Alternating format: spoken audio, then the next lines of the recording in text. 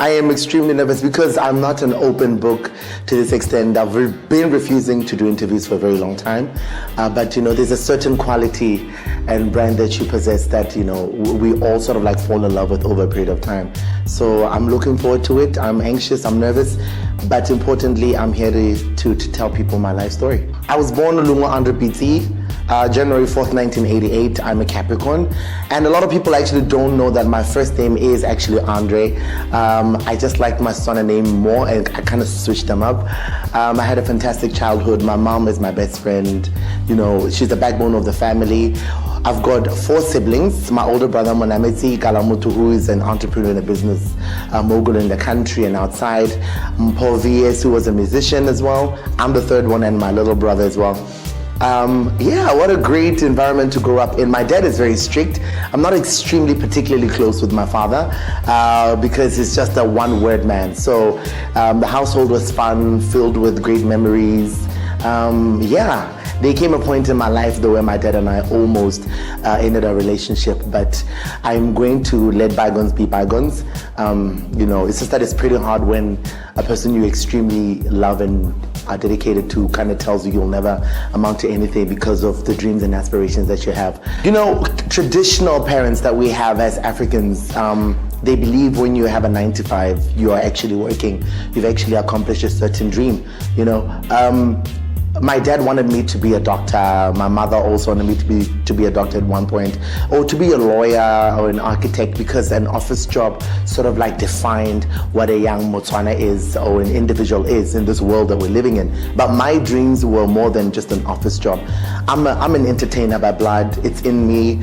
I can't force it, and I'm a creative as well. So when I sit in front of a camera, I'm most comfortable, not like this though, because it's G, but I'm most comfortable when I express myself through television presenting or whether I'm doing radio.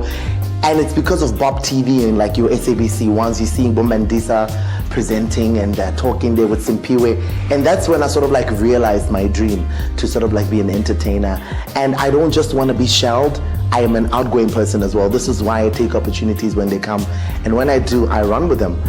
Those were some of the dreams that my father thought were kind of like, you need to get a job, get a BMW, Mercedes-Benz, double story, have 9,000 kids. Sorry, Dad, but I love what I do. So it was kind of a challenge growing up, but thank God for the woman figure that my mother is. Sometimes I get really emotional when I think of her and the sacrifices she's made, and it just makes me appreciate her a little bit more and come closer to her and to her understanding. Rainbow Primary was my school, high school as well. Went to MAP for a year to get my certificate in drama, went back to Rainbow, finished it, and the rest of the day is history. I'm an academic at heart as well, so yeah.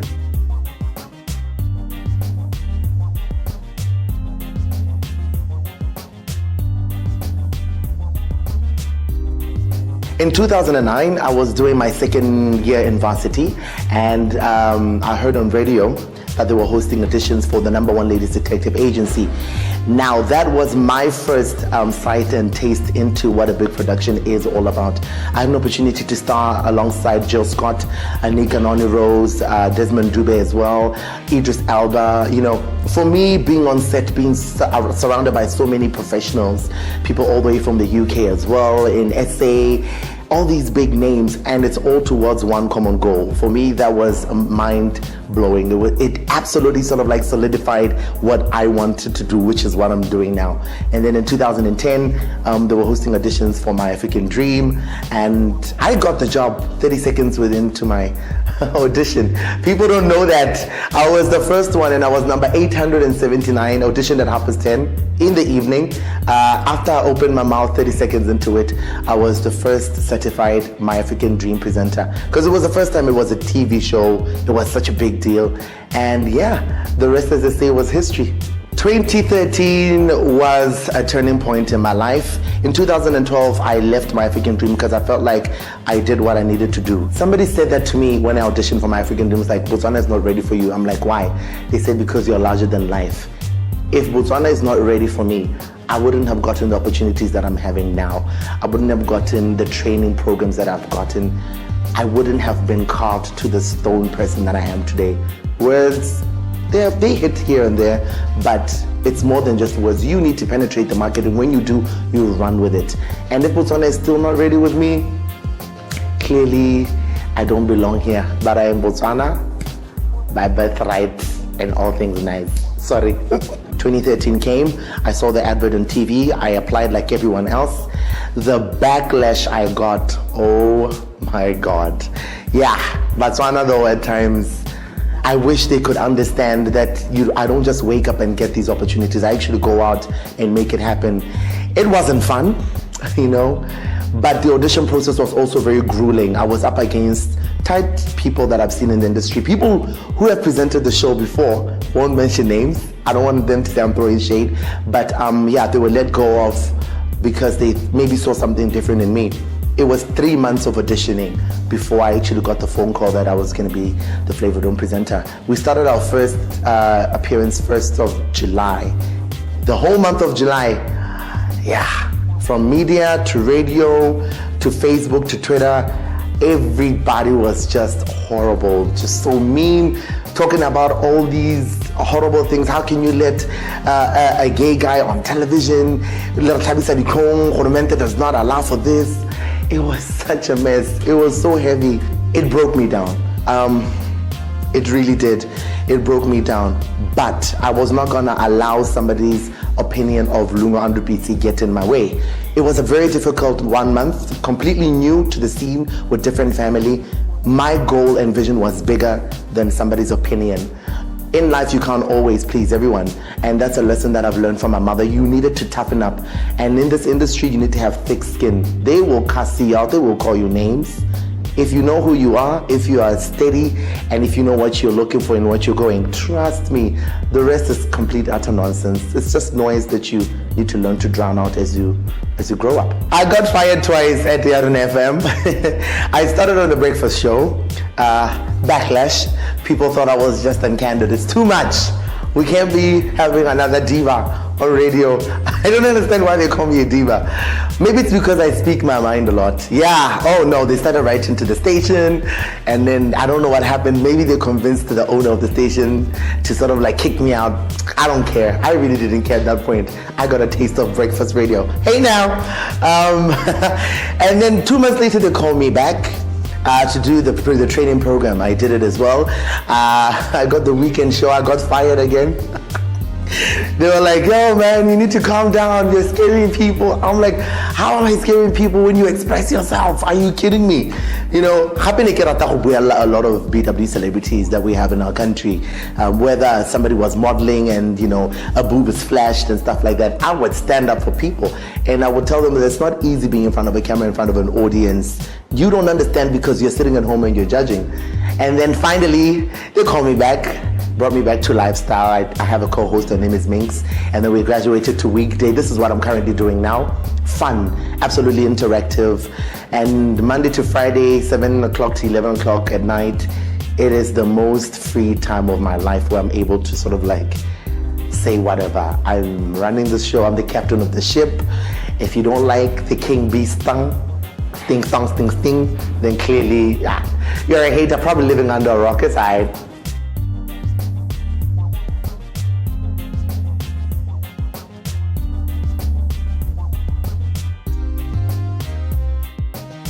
It's not easy. You're sitting at home and you're with your family, and just to hear them reading out some of the comments that people are posting on Facebook, they're in a circle of their friends, and it's difficult because none of those people know me personally, you know, but people have opinions.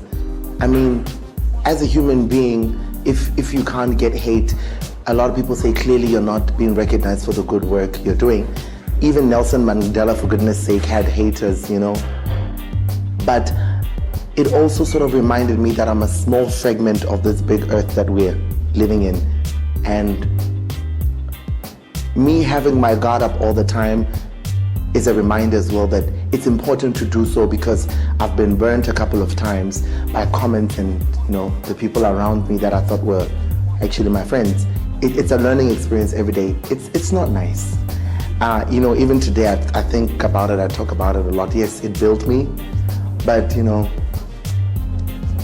it's not nice. Surprisingly enough, the closest people in my life that I possibly have grown up with, over the past 15 years, those are the only people that truly matter in the whole perspective. I'm closer to a lot of people in the industry that are actually genuine. In regards to my sexuality, I've never really found it fascinating. It actually mind boggles me that people can have a complete conversation about one's sexuality. I'm not sleeping with you. Why is it any of your business? You know what I'm saying? Why is it a concern of yours to find out whether I am gay or not, straight, bisexual? Why are you so curious and concerned? Why not get to know who Loungo is first? Maybe over the years, when you feel like you belong in my family or my friends, you will get to understand who I am. But I don't blame you, to be honest. It's a taboo topic in the country, and I would rather have you accuse me of being something than not knowing what it is to you because you're not in my life. To me, you're just... And I never thought I would say this because I feel like I don't owe anyone an explanation. I really don't. My sexuality is my business, and if you feel like I do, unfortunately, I apologize on your behalf. I'm sorry. I am not gonna live my life for the person who's sitting across watching this dictating what my life should be. I'm the author of my own story. I want to write a bloody brilliant story. If you don't like it, hit the freeway, man. I'm sorry, but my sexuality is a topic I will never ever dive into. If I do, it'll be it's still very difficult to actually adjust. Let's just say I'm a human being. Let's just keep it at that. A lot of times I do doubt myself. Hannah, it's not easy, mama. You've been through this industry as well. You sort of like build a tough wall. It's not easy, and it's sad when I see people say or criticize the work that I do. And I sometimes I open up the Facebook profiles and I look at them. I'm like, see, now that you're judging me because of what you see on screen, I'm judging you of what I'm seeing on your social media handles. Clearly, you can't do what I do. And then you look at their bio, you read anything that they've accomplished, and it's all psych mess. It's absolutely nonsense. I doubt myself every day, but I push myself because I know what I want. This is why I wake up every day with a smile on my face.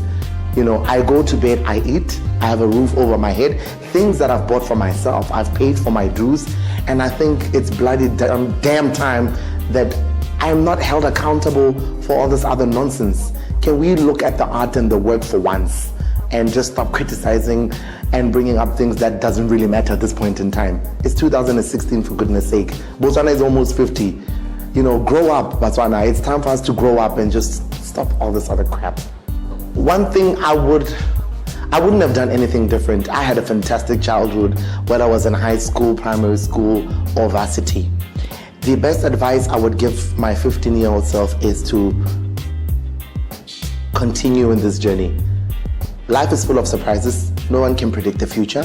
You pen out your own story. Ultimately,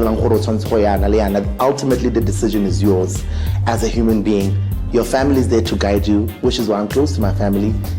Other particles of your story in the journey, they sort of like pieced everything together, but the decision is ultimately yours.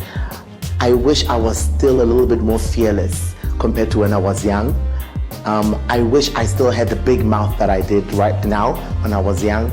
But I think the reason why it happened is because it's made me into this very person who what again today. It's quite sad that I can go to a shopping mall. I will literally pass 5 people and all of them will be like, you know what I'm saying? And it doesn't bother me anymore. I actually find it very hilarious because I look at it and it's insecurity to you.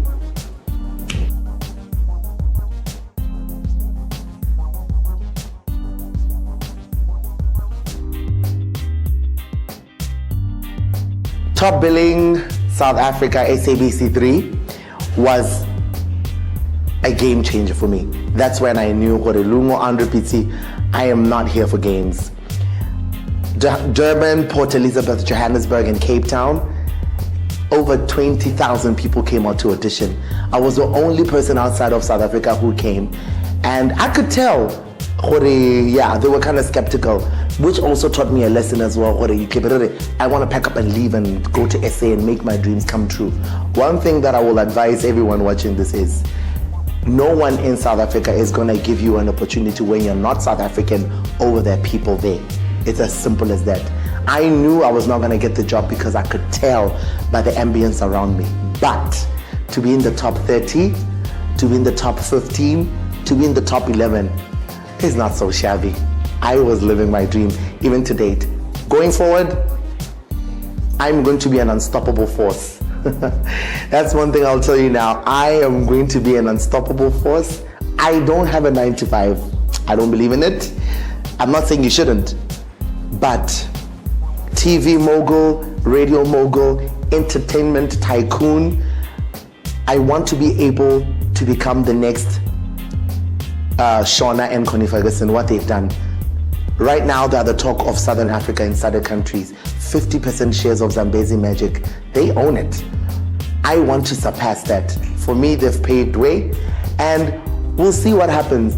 The great thing is, I'm only going to do that with the faith that I have in God, my family, and those that know me best. That's my future.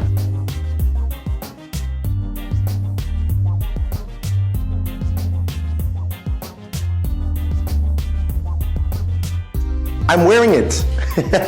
This ring I've been wearing for the past 6 years. When I started presenting on television when I was a young kid, it was on my thumb. It doesn't fit anymore, but it fits on my index finger. It's been through hell and back with me, through auditions, through rain, through drama, being dumped. Via Facebook inbox, by the way, you've got no idea. It's very significant to me. It's my best friend, besides my family. This is my best friend. It's very important. It's very dear to my heart. If it was to write a book and tell a story, the things that you guys would hear from this, I don't think you're ready. But this is PG. It sleeps next to me in Namu on my side table. It's like my lover for the time being. Since apparently I'm undateable because I'm too I don't know why. But if there's anyone out there, hey, call me. Thank you very much. Cool. Thank you. Thanks, G. Thank you.